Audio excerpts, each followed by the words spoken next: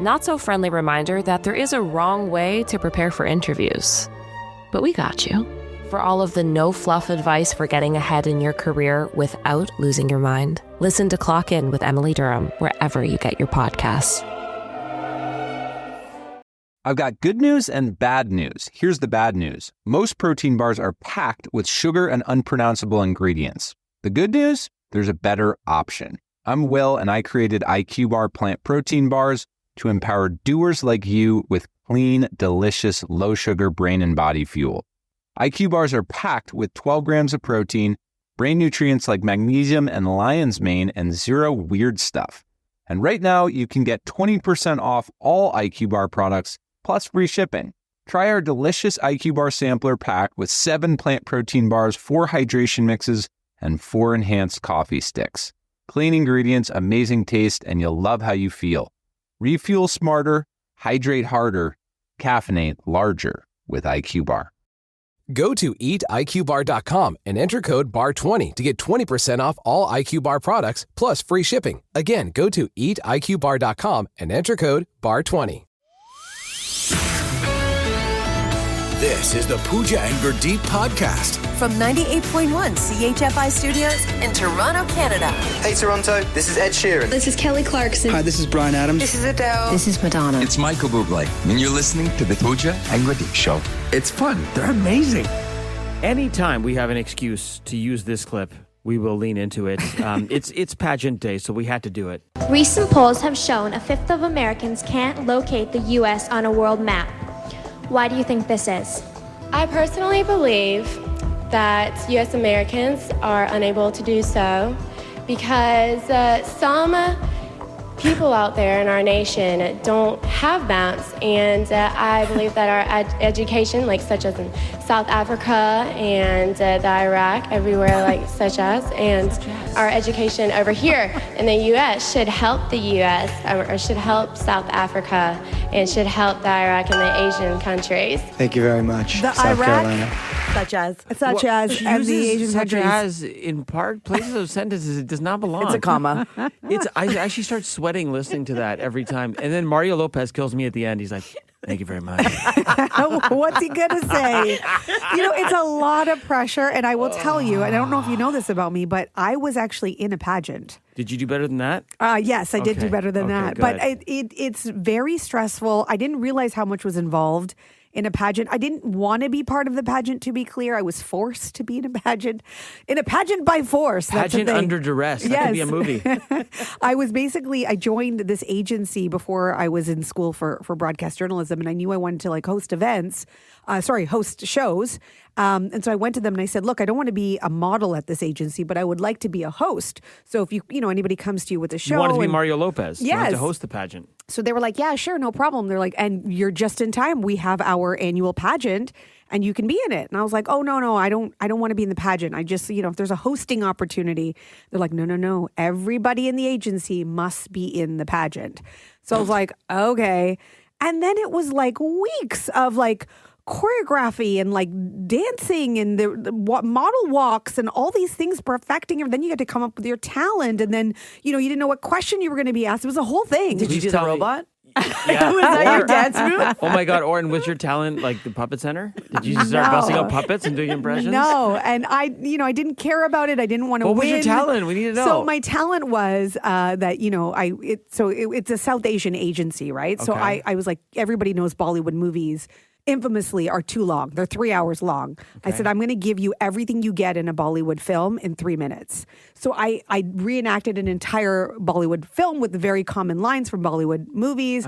And I danced. There was a death scene. There was like all this stuff in 3 minutes. Wow. And pretty good idea, actually. The audience loved it. That's pretty great. And I was like this, the sleeper cell in there. Nobody saw me coming. I was brand new. Nobody knew who I was. Right. I placed in second place. Nice. Yes. Okay. Yes. And then people in the audience were like, it was fixed. You should have been the winner. And then I realized that you could like fix these things too. The fix was in. And I don't know. I don't know if that's real. Do you have it in for the girl who beat you out all these years later? No. I didn't want that much attention, but I guess in the end, I'm still competitive at the end of the day. So well, yes, we've all seen that. And my question, I can't remember what it was, but I believe my answer was, I believe the children are the future. Oh, wow. Teach them well. Let them lead the way. Show them and then all such the as beauty they possess inside, such as some people don't have and maps. the Iraq and the Asias. Yeah. Thank you very much. From CHFI Studios, It's the Pooja and Gurdeep podcast. Time to play World right now. Win cash with World right now. It's time for Word Whirl, and we got a first-time texter. It is Bentley from Brampton who texted this morning, and you've been selected. Bentley, good morning. How are you? Good morning. I'm good. Where are you off to this morning? I am off to work. Oh, nice. What do you do for work, Bentley? Well, I am in charge of the electrical department for the Eglinton Crosstown. Oh, the dear. Eglinton Crosstown. That's a big job. Yes, and it is. I haven't, I've made a point of I want to go ride the Eglinton Crosstown just because it's such a Toronto thing now, and I feel like as a proud Torontonian, I need to ride this thing just to say that I've done it. It's not necessarily close to where I live, but I will say the early reviews for the Eglinton Crosstown are very positive. Very, very positive. Took a while to get here, but it's doing well now. Look at it this way. You're going to get a gift, and your anticipation is building, and then when you get it, it's like, wow, that's Eglinton Crosstown. Oh, Okay, nice. that's how I feel about meeting my future wife, by the way. I'm waiting, and one day I'm hoping it's going to be wow. You're going to be like, wow. Yes. Wow, yes. Can you tell that Bentley has had to talk about the Eglinton Crosstown a lot? He already has the line ready. It's great. It's a good line. The Eglinton Crosstown, worth waiting for. That's the new slogan. Right. So, Bentley, you know how this game works. An easy $300 for you if you pick the right team. I'm going to pick a word. Gurdeep's going to pick a word. We're going to whirl it up. If you picked Team Pooja or Team Gurdeep and it lands on that word, you win the $300, okay? Yes. Okay, so here's what I'm going to go with today, Bentley. So I'm on a pretty good health kick, eating very clean, and every day Pooch, Steph, and Chris Fishtopher, they make fun of me because I bring in this Greek yogurt concoction that's like Greek yogurt and chia seeds and hemp and flax and chocolate protein powder and a little bit of fruit, and I mix it all up, and it's very healthy, but they all say that it looks like I'm eating tiramisu for breakfast every day. They're like, you're eating tiramisu. How are you getting in shape? I'm like, it's Greek yogurt, guys. So It looks delicious. I'm going with tiramisu. Okay. Well, then you guys I'm also on a health kick, just so you know, Bentley. He's not the only one. And I always add a little bit of protein powder to my coffee. And they always think I have these potions because I'm like, It's because of how you stir it up. You stir it up with your pinky finger and you make like a witch face. No, You're like, I nah, don't. like with a little cauldron. You're like, nah. No, I don't. So I'm going to go with potions. Potion, okay. So what do you think? Team Gurdeep or Team Pooja, Bentley? This morning I am feeling potion. You're going Team Pooja. Pooja, yes. Okay. Potions. All right, let's whirl it up. Let's see what happens. Tiramisu. Potions.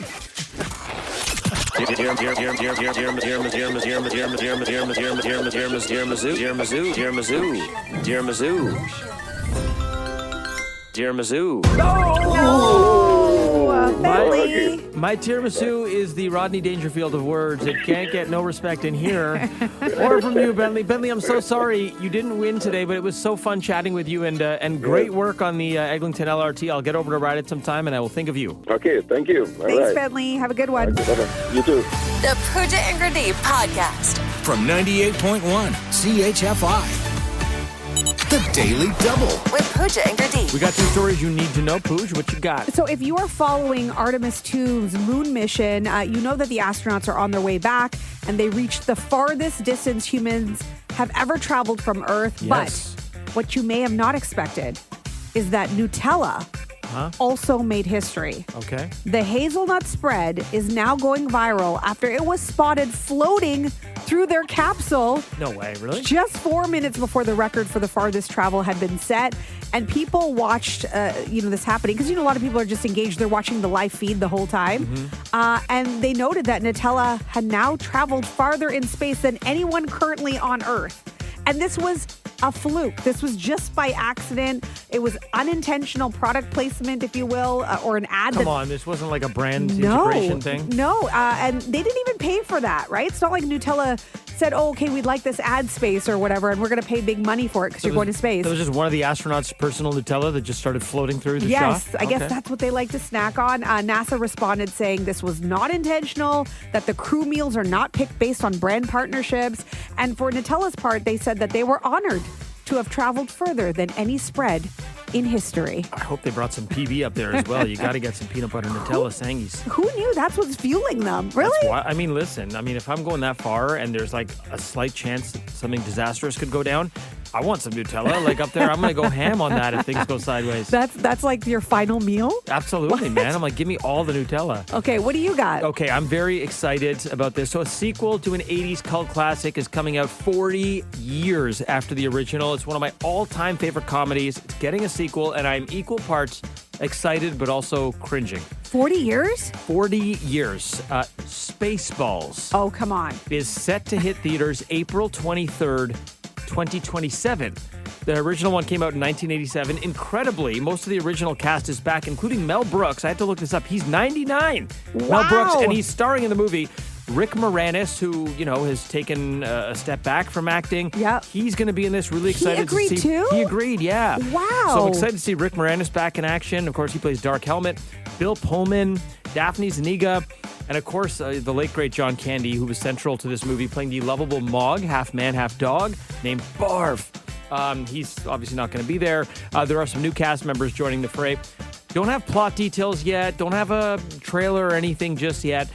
The original is incredible. It's a parody spoof of Star Wars and just hilarious. If you haven't seen it, I strongly recommend it. And do the jokes still land 40 years later? Like if you watch it, is it still funny? I probably haven't watched it in the last decade or so. I will go back and watch it ahead of this, but this is one of those movies that my brother and my cousin and I, we watched 100 times.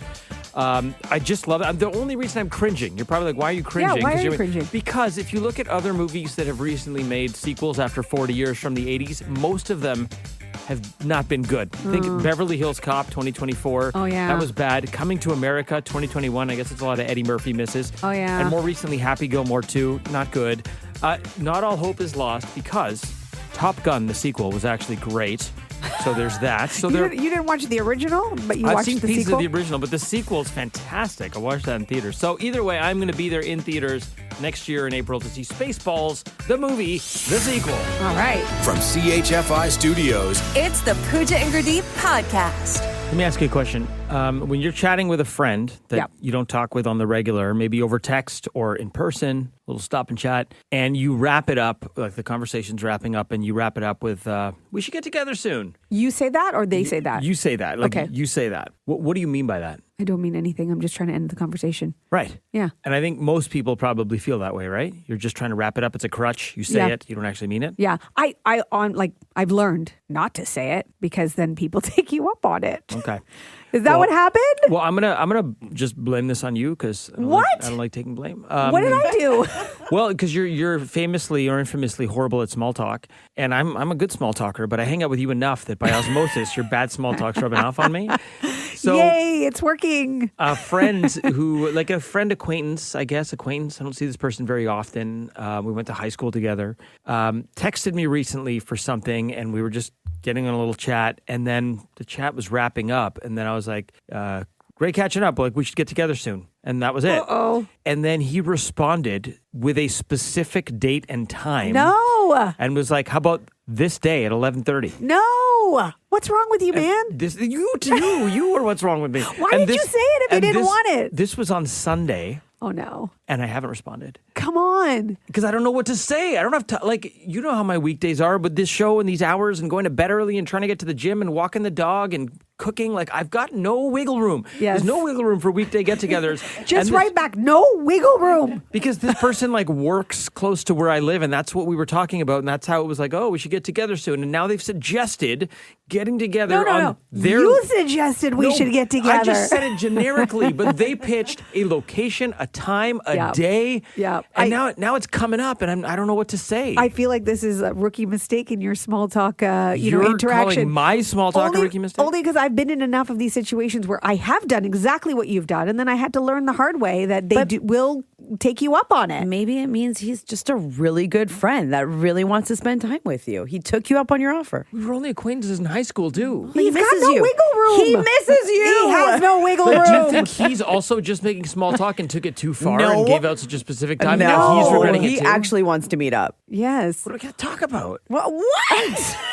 We already shared everything that needed to be shared on text. Great. How's your wife? How's your kids? How's the job? Awesome. Here's the thing, is that, and this sounds mean, but the truth of the matter is that like I miss a lot of people. I'd love to get together with a lot of my friends who I don't see as often. And like you said, our weekdays are so jam packed, and then that only leaves time for the family on the weekend. So then it's busy with what I'm family. saying. All the time spoken for. So like I would love to get together. It's not possible, and you're not going to get the best version of me. So I feel like I'm doing a disservice by meeting with you anyway. So it's a very special thing to make that time. And it sounds mean, but it's like you don't. Of course, you'd love to get together, but you don't have the time for it. You really don't. One day, when I'm unemployed or fun-employed, as I like to call it, I'll happily do these get-togethers because I'll have the time and the mental space. I do not have the space for this now. But then one could argue you're supposed to be nurturing these relationships so that, when you get to that place, you can't just assume then everybody's going to be willing and around and sending you dates. No, I'm Seinfeld in the episode where that guy tried to add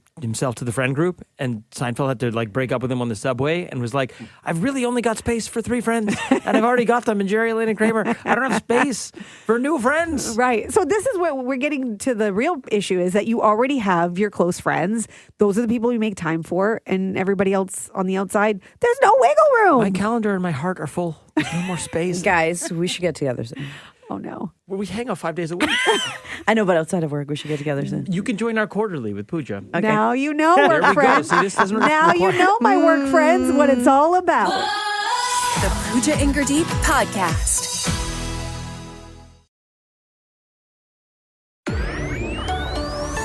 This is the Pooja and Gurdeep Podcast.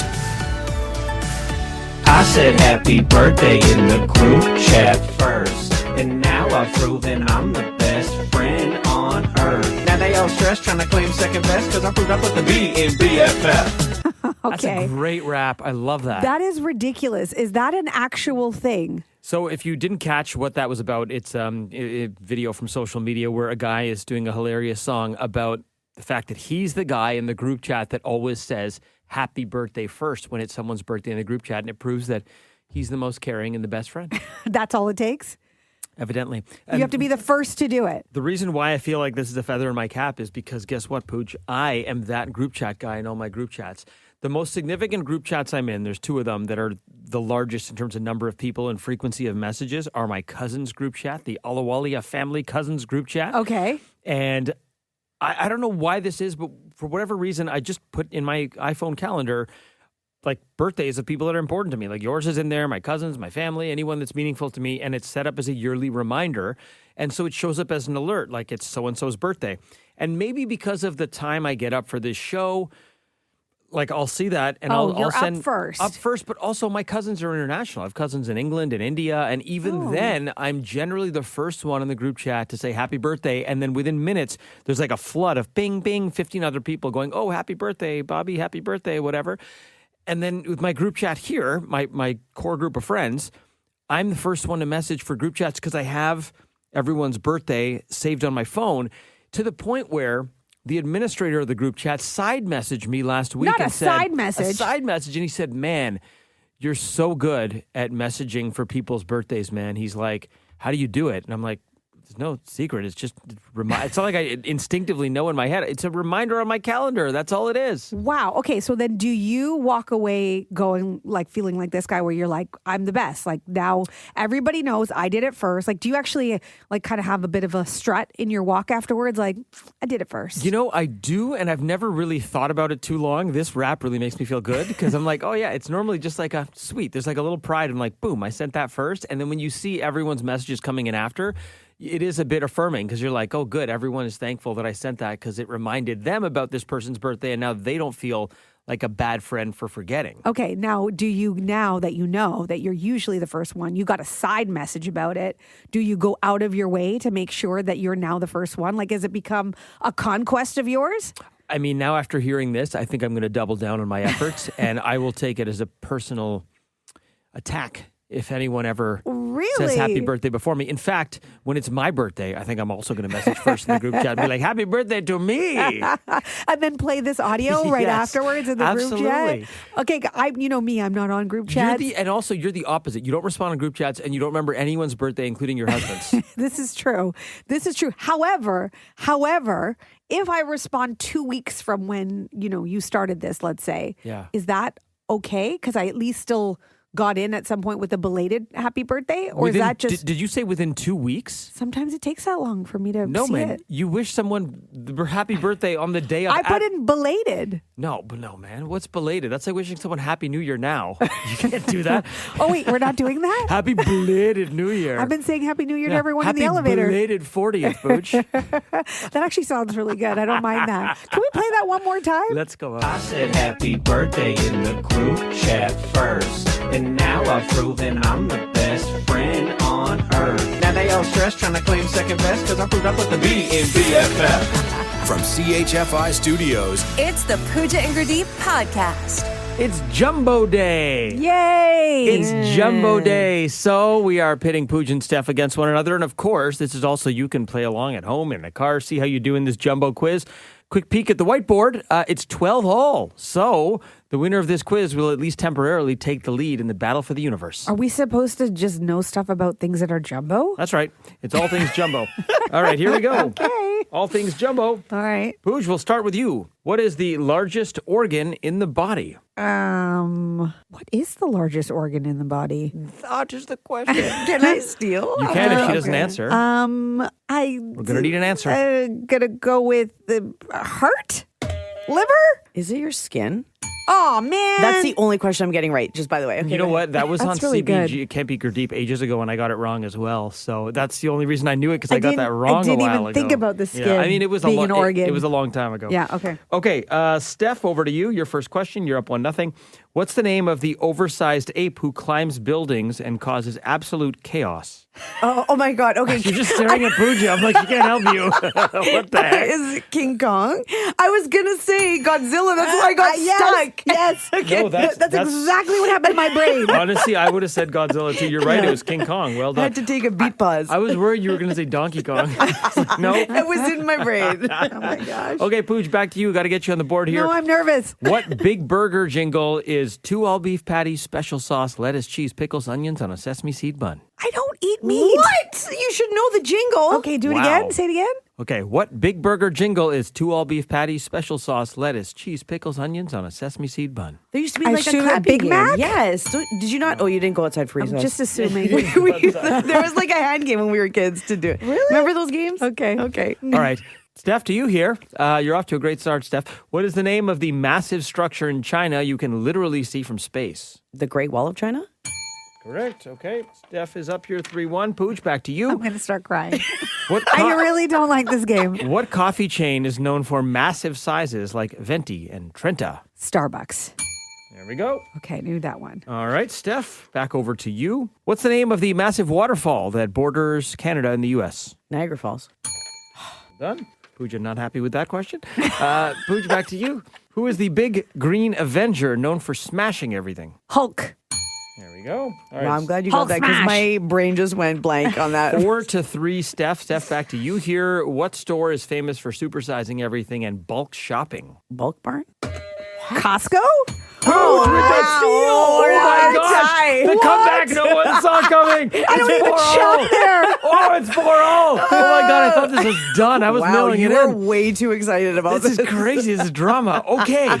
Wow, back to Pooch, who's pulled back into a 4-4 tie. This is thrilling. Guys, this is why I do this. Okay, this is why I get up for I'm this. going to throw up. Okay, here we go. Yeah. Pooch, what's the name of the massive ship that hit an iceberg in 1912? The Titanic. Okay, Pooch back in front. Steph, this is for the tie that would force a tiebreaker. Get this wrong and you lose. Okay, I'm already sick of this game. What's the name of the giant statue in New York Harbor everyone recognizes instantly? Oh my God, the Statue of Liberty. I almost forgot her name. Wow. Okay, I can't do these games. Oh no. I don't like the beep beep. You got to beep beep if you know this first, okay? Oh yeah. This video rental store scary movie Beep, beep. section. Pooch. Blockbuster.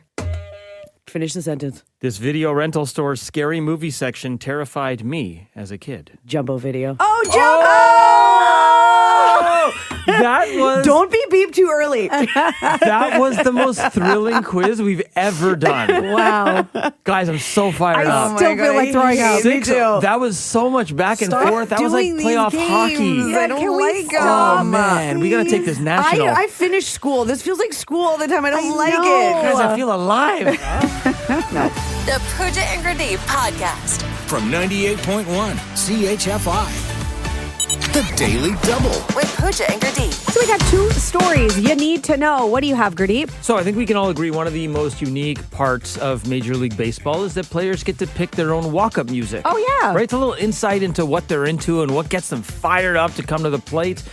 Well, after attending a Jays game earlier this year, I was actually pretty surprised to see that some Jays actually still had the same walk-up music from last year. You figure because you can change it up anytime you want. Maybe if you're in a slump or you get sick of a song or there's a new song you like.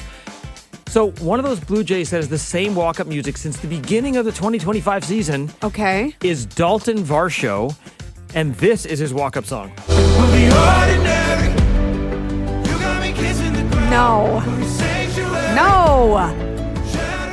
I know we play that song, but I'm just going to say I don't like it. And look. Okay, let's just put that aside for a second. Like it, don't like it, that's not really the point. That's not exactly the song you think of when you're going up to the plate. Like if you're trying to hype yourself up. I guess hype is in the eye of the beholder, but I'm with you. It doesn't do anything for me. It doesn't move me. Now, here's the thing, okay? So he's had that song since the start of last season. During the World Series run, he had a poor batting average, .213, which is not great. And he's a good player. He should be better than that. This season, I know it's early, but he's batting even worse than that. He's at a paltry 171 batting average. So there's actually an online petition right now started by fans petitioning him to try and get him to change his walk-up music, with the hope being change the walk-up music, change his mojo at the plate. Change the energy. Change the energy and hopefully change the results for the Jays this season. These are some of the online comments. I just wanted to read them. These are not my words. These are online commenters. Beautiful song choice for a wedding, not for the middle of your lineup when your team is 4-6. Oh, dear. This song is about as exciting as the breakfast hour at an old folks home. And finally, it's a good song for walking in rain, crying about the season. Bad song to lock in before an at-bat against Yoshinobu Yamamoto. I'm going to agree with all of those comments. Yes. They're not wrong. Apologies to Alex Warren. Okay, what do you got? So if you have perfectly pearly white teeth, a great smile, and someone says you have turkey teeth, you should know that is not a compliment. I've never heard the term. What does that mean? Okay, so for places outside of North America, it's not something that they think is attractive. In fact, they think it's actually a bit scary. The cosmetic dentistry industry in the U.S., by the way, is about $20 billion. So many of us are told, you've been there. I know, in I don't life. have turkey teeth. No. You've been there in life. I've been there. Where like you even have a small overbite and they tell you need braces. Like we grew up in that culture of everybody gets braces. And then Lisa needs braces. Yes, and then a lot of people whiten their teeth on top of it. But this is not the case in other parts of the world. In the UK, for instance. Of course, I knew you were going to UK. The UK, they boy. refer to perfect teeth as turkey teeth. And it comes from a lot of Brits who, I guess, traveled to Turkey and they got overdone veneers on the cheap. Like, a lot of people go there for hair transplants. They do everything in Turkey. Yeah, they went for like better teeth. And it just refers to a smile that's too perfect. Some even find it creepy. If you go on Tinder in the UK, many singles on their profiles say one of their major icks is turkey teeth. Teeth that are too perfect? So if you have turkey teeth, you got to dirty them up a little, like soak them in coffee? The more perfect it is, the more suspicious you are. They say this spills into business with companies, abroad who are like doing Zoom calls. So if they're in the UK and they have a company in the US, they say it's so distracting they can't even concentrate during the meeting because they're looking at your turkey teeth. You can see like teeth that are too perfect on Zoom, you can tell? Apparently. They say it's not just the Brits, people in Argentina, Czech Czech Republic, Australia, India, they agree it's not seen as woman-friendly. And if you think about it, in the animal world, showing teeth is rarely associated with happiness. It usually is a sign of aggression or a threat. So it seems this is like it's an us problem. Like we think having great pearly whites is attractive, but they don't. So the advice is if you've got turkey teeth, start drinking more coffee and take up smoking cigarettes. Yes. Okay, there I'm we so go. glad you pay attention. That'll sort you. From CHFI Studios, It's the Pooja and Gurdeep podcast. the Pooja and Gurdeep Show presents. You're doing it wrong. You're doing it wrong. And you know what? In this situation, I didn't think anybody was doing this wrong. Like, I didn't think this was an issue. And then it went viral with a lot of people saying they are, in fact, doing it this way, which is wrong. Does it just mean there's a lot of stupid people on the internet? Because I've never heard of anyone doing this. Okay, so when it comes to your dishwasher and dishwasher pods, okay, when you go to do a load of dishes and you're about to run a cycle. Just did one last night. Okay, you go to grab a pod, and where do you put it in your dishwasher before you run that cycle? In that little square compartment on the inside of the dishwasher door that is designed to hold the pods. Yes. You close the little door, and then you start your settings, and you close the door, and away it goes. You're doing it right. That's exactly what you're supposed to do. Yes, that's the what first I time do as well. First time you've ever told me I'm doing something right. I know.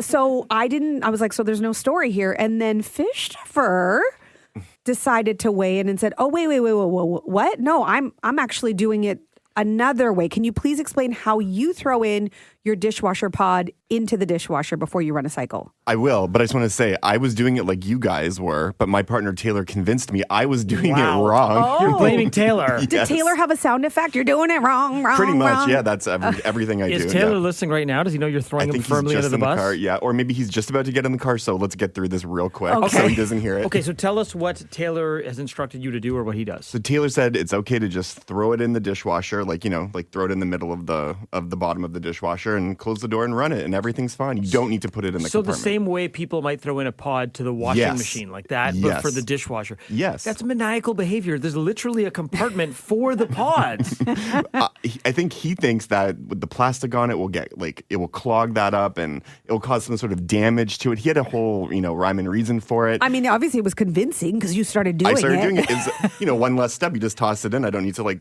open the thing, close it, and it's literally seconds. It's open for you all the time, though. When it's done, it opens again. It's ready for you. I don't mean to pile on, but I have never met anyone who does this. I've never even crossed my mind that some people might do this. I'm like, how has this gone viral? And then you read the comments, and people do that. You're not alone. You and Taylor are not alone. And it may just be that you're used to doing your laundry this way, so you think that it's this, the same thing applies. The reason why you can't do it is because I guess while your dishwasher is running, there's multiple cycles, so the water's draining and it happens many times. If you just toss it in, all of that soap, all that dishwashing soap is gone. There's a reason your cycle takes 2 hours or whatever, because all these different things are happening and you're not washing your dishes properly if you're just throwing in the pot. It's a good thing Fisher eats on paper plates. Yeah, right? This is true. Stop putting your paper plates in the dishwasher. Yeah, maybe that's the problem. He's like, they keep disappearing. He's like, I seem to be doing a lot of things wrong, but I guess we want to hear from you. If you are one of those people like Fishtopher and Taylor who just throw in the pod into the dishwasher. We want to hear from you, man. Explain yourself. Explain yourself. Yes. Yes. Sean from Markham. So you do this? Yes, we do. What? Please explain. Why do you do this? Because my wife told me to. Right. Smart answer.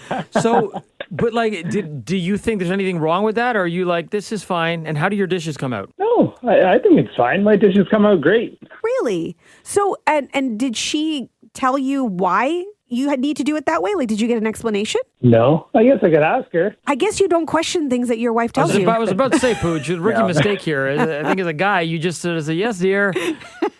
Yeah. Oh, man. Yes, dear. What do you think would happen, Sean, if the next time you guys are doing dishes, you just low-key put the pod in the compartment where it belongs and run the cycle? Would that cause an issue between you and your wife? I didn't listen to my wife. Yeah, the dishes would probably come out dirty, I think. Wow. So not only do you just listen blindly and just do whatever she tells you, you're also convinced that it will actually be a worse situation for you. Definitely. Yep. This is some grade A gaslighting right here. Okay. Well, Sean, thank you so much for the call. Oh, you're welcome. Have a great day. Text coming in at 981 as well. This is funny from Doug. Doug Irwin texting in saying, I actually leave the pod on top of the dishwasher. They last a lot longer. Thanks, Doug. Okay, Doug. Also, Ashley writing us, I just tossed the pod in. When I put it in the compartment, it doesn't melt all the way, and there's still half the pod left once the cycle is done. Interesting. It has happened before where I have opened up the compartment afterwards, and there's still a little bit left. But I don't know. You have to make sure that in that little compartment's dry. Because sometimes when you're putting the dishes away, water will get in it, and then you throw the pot in it, and it gets stuck because there's already moisture in it. Okay. True. Okay. Let's do another call here. Suzanne in Toronto, are you guilty of this? I do, yeah. How come? Those dishwashers were designed for the powder. Oh, so you think because it's a pod and it comes in a pod form, it doesn't belong in the compartment. The compartment's only for powder or liquid. 100%. I don't know, man. The pod fits so perfectly in there. It's like it was made for the pod. No, it doesn't. Mine's round. Have you ever read the instructions on the box of pods? Does it say that you should put it in the compartment? Instructions? No, I don't read those. Nobody does. You're not alone. But Suzanne, now that you know that you're doing it wrong, will you change your behavior? No. Okay. No. You're keeping on. Is there, after you do the dishes, is there ever like business on the dishes? Like, is there ever stuff stuck to your dishes, or they come out perfect, crystal, squeaky clean? Perfect. Wow. You know, they could be even cleaner if you did it the right way. Suzanne, thank you so much for calling us. Okay, welcome. Bye. Okay, so Christopher has actually looked up the detergent instructions. Oh. Because you just mentioned instructions, right? So it actually says, here are the instructions off the side of the box. Place one pod in the designated detergent compartment of the dishwasher. Ensure the compartment is clean and dry for optimal dissolving, as per Steph's addendum. Wow. So that's it right there. Like mystery solved. Yes. There was no mystery. Yeah, there's nothing to figure out here. They're telling you exactly how to do it. I'm going to read one more text here because this is interesting. Caroline wrote us saying, my plumber said to do exactly that. Put it in the bottom of the dishwasher, not in the compartment. The what? It will dissolve better and you will have cleaner dishes. This according to her plumber. What? So now I need your plumber to explain yourself. Or was the plumber just looking for some extra business? It's like, this is going to clog up her business. Yeah, and, this is going to be great. I'll be back. Yeah. Thanks for listening to the Pooja and Gurdeep podcast. Listen to Pooja and Gurdeep live weekday mornings from 5 to 9. Only on 98.1 CHFI. Toronto's perfect music mix.